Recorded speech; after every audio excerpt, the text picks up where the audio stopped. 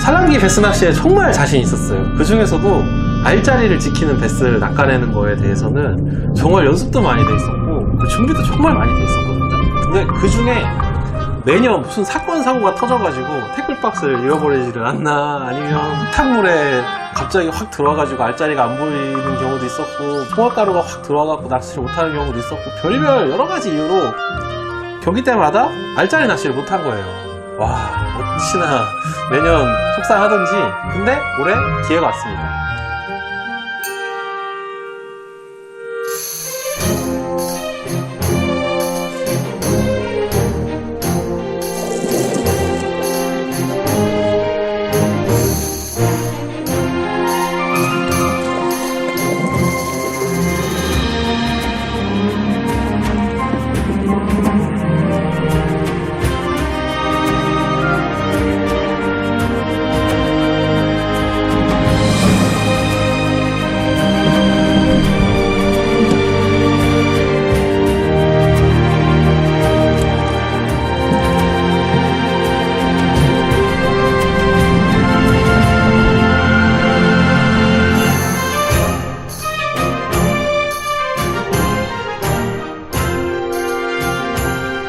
알짜리가 안동에 잡혔다 라는 소식을 듣고 제가 준비한 게 있어요. 그게 뭐냐면 바로 크랭크베이트. 원래는 프리리그 형태처럼 이렇게 싱커를 달고 그리고 미노를 달아서 사용을 하는 그런 형태의 낚시는 프로들 사이에서 알짜리 공략법으로 되게 넓게 쓰이는 방법 중에 하나였어요. 그런데 그 방법을 배우고 제가 좀 더 낚시를 해보니까 조금 더 효과적인 방법이 있더라고요. 초봄에 안동호를 이렇게 관찰을 해보니까 작은 블루길들이 보이기 시작을 했었거든요. 그래서 생각을 한 게, 아, 올해는 미노보다는 크랭크베이트, 블루길을 흉내낸 방법이 조금 더 잘 먹히겠구나. 만약에 알짜리가 잡히고 알짜리를 공략하는 낚시가 가능하다면, 그런 생각을 하고 있었고, 알짜리가 잡혔다는 소식을 듣고 프로토너먼트 3전을 치르러 안동호에 갔죠. 그때 제가 준비한 거는 이 블리츠 그리고 블리츠 MR, 이 두 가지 모델이었는데요. 블리츠 MR은 밑에 보면 조그마한 쇠로 되어 있는 고리가 있어요. 이게 이걸 의도를 하고 만든 건지 아닌지는 잘 모르겠지만 이전부터 이 조그마한 고리를 알고 있어서 여기다 싱커를 달아서 튜닝하기가 되게 좋거든요. 거기에 맞는 웨이트를 언제든지 바꿀 수 있도록 스프링을 달아가지고 안동을 갔죠. 그리고 연습을 시작을 했어요. 첫 고기는 연습날 이걸로 잡았거든요. 당연히 준비를 해간 채비니까 딱 도착하자마자 이렇게 알짜리를 보니까 너무 알짜리가 많은 거예요. 그래서 그래? 보니까 또 근처에 블루길도 너무 많은 거예요. 그래서 아, 그래, 얘는 이미 블루길에서 충분히 스트레스를 받았어. 아니나 다를까 이 친구를 딱 넣었더니 바로 베스가 와서 공격을 탁 하더라고요. 아, 블루길에 이미 스트레스 받은 베스가 충분히 많을 거고, 그리고 크랭크베이트로 승산이 있다 라는 생각을 하고 연습을 계속 하게 됐죠. 그런데 연습을 하다 보니까 한 가지 이상한 사실을 알게 됐어요. 신기하다기보다는 이상할 정도로 제가 준비해갔던 이런 레틀이 없는 블리츠 MR 이 모델보다 다른 건 좀 물지 않을까? 조금 더 빠른 방법은 없을까라는 생각을 해서 사용했던 이 레틀이 들어있는 이 레트린 블리츠에 대해서 엄청나게 반응을 빠르게 하더라고요. 정말 빠르다라는 느낌이 들 정도로. 그리고 한 가지 더, 빠르기도 했지만 베스의 반응이 더 격렬했어요. 왜 그런지는 저도 지금 아직도 잘 모르겠지만 다른 점은 딱 하나, 이 레틀이 있다는 거였거든요. 그 레틀이 있는 레틀린 블리츠라는 모델로 알짜리에 탁 떨궈주면 베스들이 반응하는 속도도 빨랐지만 그 격렬함도 확실히 남달랐다는 거죠. 우리가 이 알짜리 낚시를 하다 보면 느낄 수 있는 가장 큰 어려운 점이 뭐냐면 짧게 무는 건데, 이거는 트랩브룩이 달려있어서 훅셋 확률이 훨씬 높기도 했지만 그것뿐만 아니라 베스가 확실히 입속에 넣는 걸 제 눈으로 볼 수 있었어요. 연습날 경기가 달았던 거는 이 바늘을 제외하고 낚시를 했거든요. 왜냐면 전날 건드려 놓으면 다음날 어느 정도 좀 이렇게 이 녀석들은 어제 내가 바늘을 물었던 그런 녀석들이야, 침 맞았던 녀석들이야 라는 생각을 할까봐 바늘을 빼고 낚시를 했는데, 입속에 쏙쏙 넣었던 반면 레틀이 없는 모델들은 왠지 살짝 물기만 하더라고요. 그래서 생각을 했죠. 내일은 무조건 레틀이 있는 레틀린 블리츠로 낚시를 한다. 첫 번째. 두 번째는 싱커를 유지한다. 세 번째는 당시에 안동호가 수위가 많이 올라있는 겨울을 맞이해서 물속에 풀이 정말 많이 남아 있었거든요. 그래서 여기에서 고기를 꺼내려면 기본적으로 제압력, 그리고 고기를 걸고 빠른 시간에 꺼낼 수 있는 어떤 튼튼한 라인, 이런 게 필요하다 생각을 해서 라인은 몬스터 프로젝트에서 나오는 17파운드 카본 라인을 사용을 했고요. 그리고 로드는 그런 커버에 감지 않도록, 왜냐면 나무나 풀이 너무 많으니까 72H 플러스 확실히 오버스펙으로 가서 순간적으로 제압해낸다 라는 생각을 갖고 연습을 완벽하게 마무리했습니다. 연습은 잘 됐는데 연습이 잘 된 것만큼 또 중요한 게 한 가지 있었거든요. 그게 뭐였냐면 포인트에 빨리 도착하는 거였어요. 얕은 곳에 베스가 자리를 잡고 있고 심지어 어디 숨어 있는 게 아니라 알자리를 만들고 보란 듯이 있단 말이에요. 그걸 저만 보진 않았을 거거든요.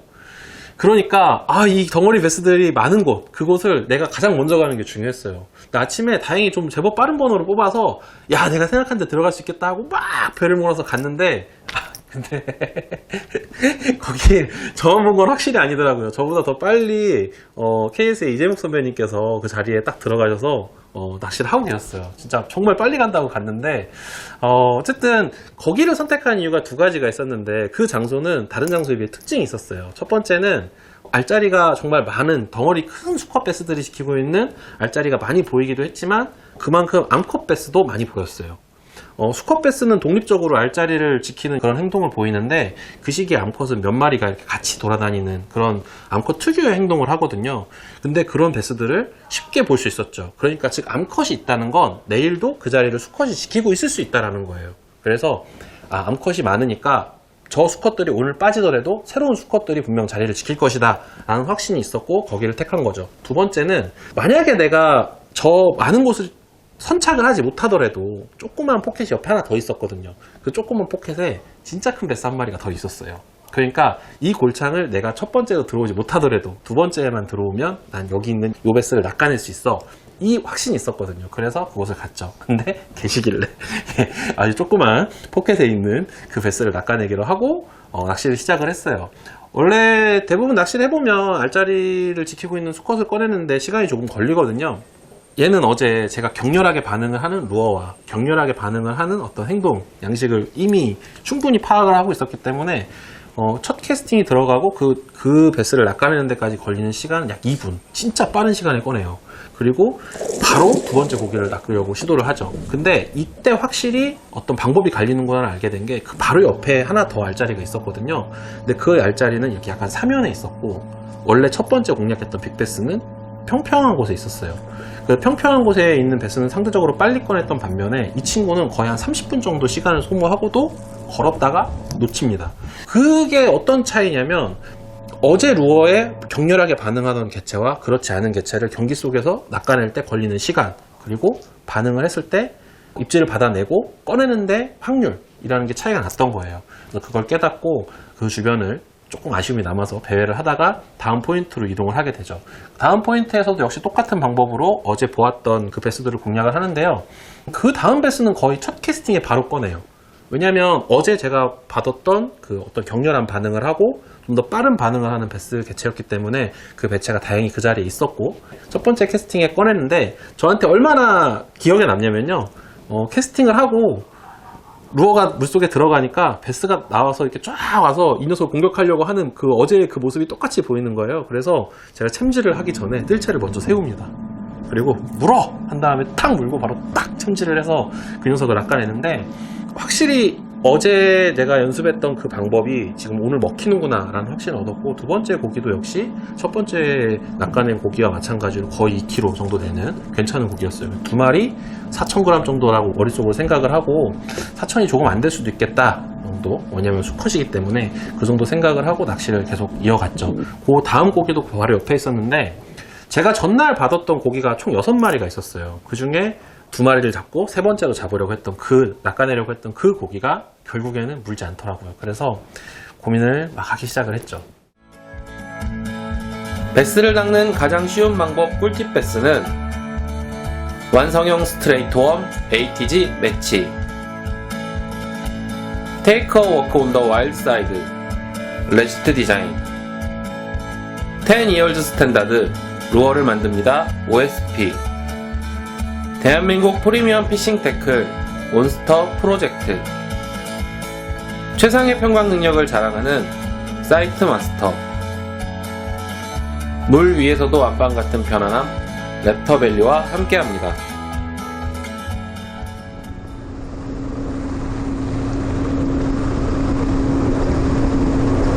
평광을 깼는데도 불구하고 경기 당일날은 바람도 조금 불었고 그리고 구름도 조금 들어와서 물이 어제만큼 보이지 않았어요. 그래서 생각을 해낸 게 그러면 빨리 조금이라도 낚기 쉬운 베스를 일단 낚아내야겠다 라고 생각을 하고, 어제 보기만 하고 이건 안 낚아내도 돼 라고 생각했던 그 조금 작은 베스가 한 마리 있었어요. 그게 어디 있었냐면, 제가 두 번째로 낚아냈던 베스랑 나무 하나 사이로 같이 양옆에 있었거든요. 그 작은 베스를 얼른 낚아냈죠.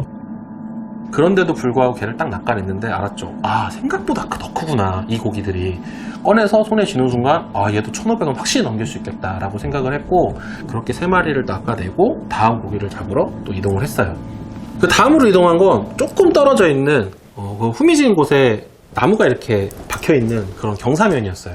경사면에 있는 베스를 낚아내기가 어렵다는 건 알고 있었는데, 거기에 있는 베스가 좀 컸거든요. 그래서 조금 시간을 더 투자해야 되긴 하지만 이 녀석들을 낚아내보자 라는 생각에 거기서 시간을 좀 투자를 했죠. 거기에는 2마리를 정도를 전날 받았는데, 한 마리는 어제는 안 계시던 대낙조사님이 정확하게 알짜리 위에서 낚시를 하고 계시더라고요. 그래서 그거는 좀 포기를 했고, 양해를 좀 구하고 한 30-40m 정도 떨어져서 그 옆에 있는 베스를 공략을 시작을 했어요. 한 20분 정도? 30분 정도? 왜냐면 경사면에 있는 베스들은 어제 그렇게까지 적극적이지 않았기 때문에 20-30분 정도를 투자를 해서 걸어내는 데까지는 성공을 했는데, 중요한 거는 이 낚시는 어쨌든 입걸림이 정확한 낚시는 아니거든요. 왜냐면 루어를 공격을 하는 녀석을 잡아내는 거지 먹겠다고 덤비는 녀석을 잡는 게 아니라서, 딱 걸기는 성공을 했는데 그래놓고 나서 랜딩에는 실패를 하죠. 그때 생각을 했어요. 내가 여기에서 한 번만 더 실수를 하면 5마리 못 채울 수도 있겠다. 그땐 이제 어느 정도 자신보다는 위기감이 좀 찾아오는 시간이었어요. 그 뒤에 그 두 번째로 시도했던 고기, 그러니까 첫 번째 놓쳤던 고기를 다시 낚으러 갔어요. 갔는데 이 녀석은 확실히 바늘 한번 맞아서 그런지 더 이상 반응을 안 해주더라고요. 그래서 깔끔하게 포기를 하고, 제가 어제 봐두었던 고기 중에 가장 깊이 있었던, 가장 크다고 생각했던, 얘는 진짜 3kg다 라고 생각했던 가장 큰 덩어리 베스를 공략하러 갑니다. 그 베스를 낚아내러 갔는데, 그 베스는 정말 깊은 수심에 있었거든요. 수심도 깊고, 그리고 어제에 비해 해도 덜 떴고 구름도 들어, 바람까지 부니까 이거를 볼 수가 없는 거예요. 너무 속상해가지고, 왜냐면 나는 지금 여기서 한 번만 더 실수하면 끝난다는 걸 알고 있었기 때문에 5마리에서 4마리, 고기가 이렇게 큰데 한 마리면 2,000g 이런 생각이 들더라고요. 그리고 바람이 살짝 멎으려고 하는 순간 물속이 쫙 보이더라고요. 그래서 제가 어제 받았던 그 알짜리에 있는 이런 수수깡 같은 나무대 3개가 딱 보이길래 저기에 무조건 있어, 지금 베스는 보이지 않지만 그 녀석은 있을 거야 라고 생각을 하고, 물속 한 3m 정도 되는 수심에 이렇게 색깔이 뚜렷한 이 크랭크베이트를 던졌어요. 그리고 싱커 때문에 쫙 가라앉았죠. 그리고 이게 그 수수깡 3개 사이에 이렇게 딱 들어가 있는데 뭔가 시커먼 물체가 슥 오더라고요. 근데 보이지는 않았어요. 정확하게 보이진 않았어요. 하지만 3m나 됐기 때문에 너무 당연한 거지만 정확하게 보이진 않았어요. 그런데 이 크랭크베이트의 이 정확한 색깔, 이 자극적인 색깔이 싹 사라지는 거예요. 그건 먹었다 라는 생각을 하고 챔질을 딱 했는데, 그때 그 로드가 딱 먹는 느낌, 그건 진짜 너무 환상적이었습니다, 진짜. 근데 제가 너무 긍정적이었나 봐요. 그 고기를 걸어서 뜰채 담는 데까지 성공을 했는데, 막상 들어서 데크 위에 딱 올려놓고 보니까 그 수컷 베스가 제가 생각했던 것처럼 3kg는 아니었던 거예요. 그러니까 너무 깊어서 존재도 어제는 확실히 보였지만 제가 생각했던 것만큼 고기가 크진 않았어요. 그게 아마 제가 그날 가져온 5마리 중에 가장 작은 베스였던 걸로 기억을 해요. 전날 제가 우리 선배님 한 분이 저한테 니 얼마나 내일 자신 있냐 이렇게 물어보길래 제가 1000g이라고 했거든요. 근데 그게 되게 자신 있었던 이유가 그 녀석을 3kg라고 생각을 했는데, 많은 어렵겠구나, 8,000 후반에서 마무리 짓겠구나 라고 생각을 했고, 다시 다음 포인트로 향했습니다. 4마리를 넣었을 때까지 걸린 시간이 대략 한 4시간? 경기 시간이 7, 8시간인 거를 생각을 해보면 상당히 빠른 시간 안에 4마리를 만들었어요. 아무래도 어제 연습이 주요했고, 그리고 제가 생각하는 방법, 그러니까 크랭크베이트, 레틀 있는 크랭크베이트를 싱커를 달아 공략하는 방법이 주요했고, 그리고 생각보다 실수가 적었다는 게 그때까지의 결론이었죠. 근데 문제가 한 마리 남겨놓고 발생을 했는데, 그게 뭐냐면 어디를 가도 다 폭파가 돼 있는 거예요. 알짜리가 워낙 많았고, 그리고 알짜리에 있는 베스가 충분히 컸기 때문에 많은 선수들이 알짜리를 지키고 있는 수컷 베스를 낚는 것에 걸었던 거죠. 그래서 내가 공략한 알짜리가 남아있지 않았어요. 그게 가장 큰 문제였죠. 마지막 한 마리를 낚아내기 위해서 찾은 곳은 제가 네 번째 고기를 낚아낸 곳에서 한 1km 정도 떨어져 있는 그런 작은 후미진 곳이었는데, 거기에는 전날 많은 베스가 있기도 했지만, 조금 깊은 곳에서 이렇게 웅크리고 있는, 나만 보이는 것 같은 그런 베스가 한 마리 있었거든요. 그래서 그 베스를 낚아내기 위해서 갔어요. 몇 번 시도를 했는데 그 녀석도 바늘을 한 번 맞은 건지 누가 한 번 놓친 건지 잘 물어주지 않았고, 그때 위기가 왔다는 걸 알았죠. 와, 진짜 큰일 났다. 난 네 마리로 끝날 수도 있겠다. 근데 정말 운이 너무 좋았던 게, 그때 알자리를 지키지 않고 알자리 주변을 서성이고 있는 베스가 한 마리 있었어요. 그래서 그 베스를, 저것도 바늘 맞은 것 같은데, 왠지 알자리를 적극적으로 지키지 않는데? 라는 생각을 했고, 바늘 한번 맞은 것 같은데? 라는 생각을 했고, 캐스팅을 첫 번째 할 때만 해도 자신이 없었어요. 그런데 운 좋게 이 싱커가 달려있잖아요. 이 폴링을 하면서 베스 등에 탁 얹힌 거예요. 그랬더니 얘가 등에 딱 얹히니까 너무 놀래서 쓱 움직였는데 이게 살짝 걸린 거죠. 그래서 얘가 이걸 털어내려고 지가 스스로 막 흔들면서, 지가 혼자 약간 어떤 스트레스를 받았는지 막 흔들면서 막 꿈틀꿈틀 하는 거예요. 이걸 참지를 하면 분명히 바늘이 걸릴 거고, 그러면 쟤는 랜딩엔 실패할 것 같다 라는 생각을 했고 그냥 놔뒀어요. 그랬더니 텐션이 생기면서 얘가 루어를 탁 털어내더라고요. 야, 됐다. 왜냐면 레틀이 있는 타입으로 했잖아요. 얘는 분명히 루어의 존재를 확실히 깨달았고 다시 던지면 물 거라는 확신이 생겼어요. 비록 바늘을 몇 번 맞았거나 누가 잡아다 놓친 베스더라도 충분히 스트레스 받았기 때문에 다시 물 거다 라는 생각을 했고요. 캐스팅을 딱 했는데 이 녀석이 쓱 다가오더라고요. 그래서 먹으려는 줄 알고 챔질을 딱 하려고 하는 순간에 얘가 또 머리에 탁 얹더라고요. 그러더니 얘가 그걸 떼내려고 계속 흔드는 거예요. 한 번 더 텐션을 주니까 다시 툭 하고 빠져나왔고, 그 다음 캐스팅을 할 때는 확신이 있었습니다. 이거 먹는다. 그리고 그 다음 캐스팅 이어졌고 한 번에 톡 하고 받아먹었어요. 그러니까 알자리를 지키는 베스한테 충분히 스트레스를 줬기 때문에 얘는 이걸 보자마자, 이 루어의 존재를 느끼자마자 바로 턱 하고 먹어준 거죠. 바닥에 닿기도 전에 먹었고요. 그 녀석을 챔질을 딱 하는 순간 알았어요. 됐다, 5마리. 그 녀석이 제가 그날 낚아낸 최종 검량까지가 한 5마리 중에 하나였고요. 그 뒤로도 여러 군데를 돌아다니면서 낚아내려고 한 베스가 있었고, 그리고 실제 히트에까지 연결은 하긴 했지만 실제로 그 베스들은 제가 낚아낸 베스보다 그렇게 크지는 않았어요. 그래서 그 5번째 베스를 마지막으로 검량을 하러 갔습니다. 지금 15등인데 이거 추락하는 거 아닌가? 거의 8천 후반 정도라고 생각을 하면서도 내가 내 기록을 확실히 넘겼어, 내 개인 기록을 완전히 초과했어 라는 걸 알고 있으면서도 검량을 하러 올라갈 때 정말 걱정이 많았어요. 그리고 제가 검량을 하러 올라갈 때 내려오는 사람이 한 명 있었죠. KSA의 박기현 선수. 박기현 선배가 10,000g을 넘었다는 얘기가 들리더라고요. 근데 제가 아까 얘기했던 그 10,000g 잡을 수 있냐, 내일 얼마 잡을 수 있냐, 서로 10,000g 잡을 수 있다라고 얘기했던 사람이 박기현 선배였거든요. 그래서 와, 진짜 대단하네 라는 생각을 하면서 올라갔죠. 그리고 검량을 했어요. 검량 결과 9,310g. 제가 생각했던 무게보다는 조금 더 나왔어요. 그렇기 때문에 아무 불만 없었는데 아쉬움이 남았어요. 무슨 아쉬움이 남았냐면, 내가 낚아내지 못한 베스들, 내가 낚아내겠다고 생각을 하고 걸어내는 데까지는 성공을 했지만 놓쳤던 베스들, 그리고 조금 더 어두워지고 조금 더 바람이 불어버리는 바람에 눈으로 어제 확인하고 오늘은 시도조차 못했던 그 베스들이 막 눈에 아른아른 거리더라고요. 그래서 제 개인 기록을 훌쩍 넘는 9,000대의 아주 좋은 신기록을 세웠음에도 불구하고 너무 속상하고 아쉬웠어요. 그렇게 경기는 마무리가 됐죠. 순위는 4위. 진짜 여러 가지 감정이 복잡하게 얽혔는데 탑5 안에 올라왔다라는 게 첫 번째 어떤 기쁨이었고, 두 번째는 내가 그거만 낚았어도, 내가 그걸 실수만 안 했어도 라는 생각을 진짜 많이 했어요. 많이 했고, 마지막 세 번째로 들었던 건 그래, 올라갈 수 있다. 왜냐면 두 번째 경기를 망쳤잖아요, 노피쉬로. 내가 이번 4등을 발판으로 올라갈 수 있다 라는 생각을 했고, 세 번째 경기 결과 4위를 해서 종합순위는 9위. 올라가자가 시작되는 날이었죠. 우선 오늘 낚시는 연습에대로 낚시가 풀린 거의 첫 번째 경기였고요.